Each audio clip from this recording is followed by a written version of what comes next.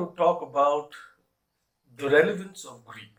But at the outset of the discussion, let me put across this question: why Greek matters? Or does Greek matter at all?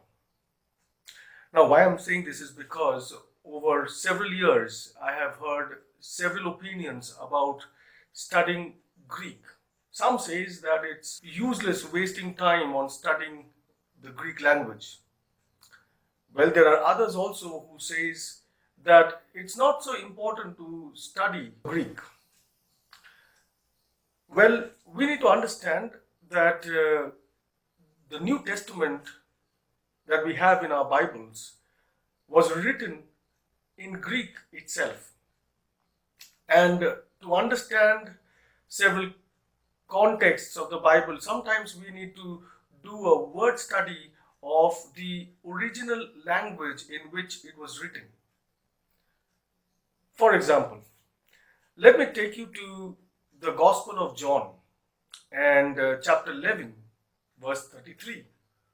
Now, let me give you the context beforehand that this chapter is concerning Lazarus' death. Now, we find in the early verses of chapter 11, John writes that there was a report that was given to Jesus that Lazarus was not well and was probably going to die. But interesting enough, that Jesus delays 4 days to be where Lazarus was. But unfortunately, by then, Lazarus was dead and he was buried in the tomb for 4 days.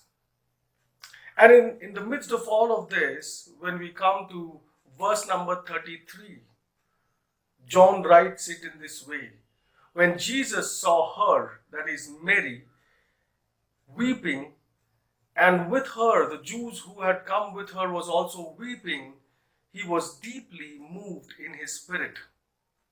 Now, friends, we need to understand, what did this word mean, that Jesus deeply moved in his spirit?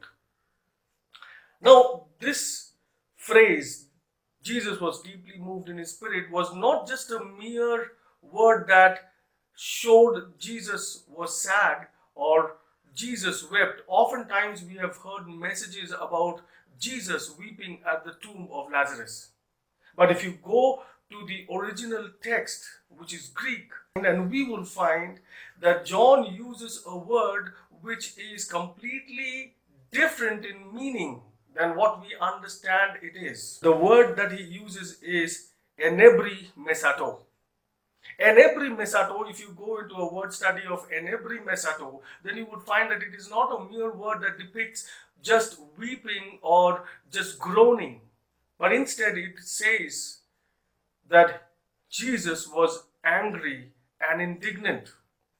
The question is, why was he angry and indignant? We need to understand that Jesus was indignant towards the sickness. He was indignant towards the disease.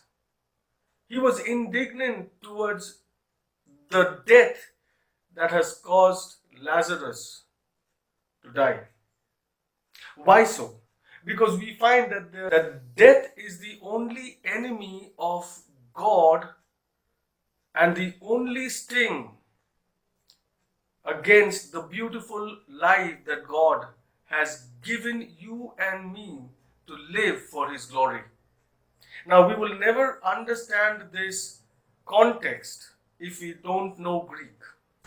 And I believe, even as we take time to learn the original text and we read the Word of God and meditate on it, that we would be good students of not only just reading the Word of God, but also make it relevant for our lives.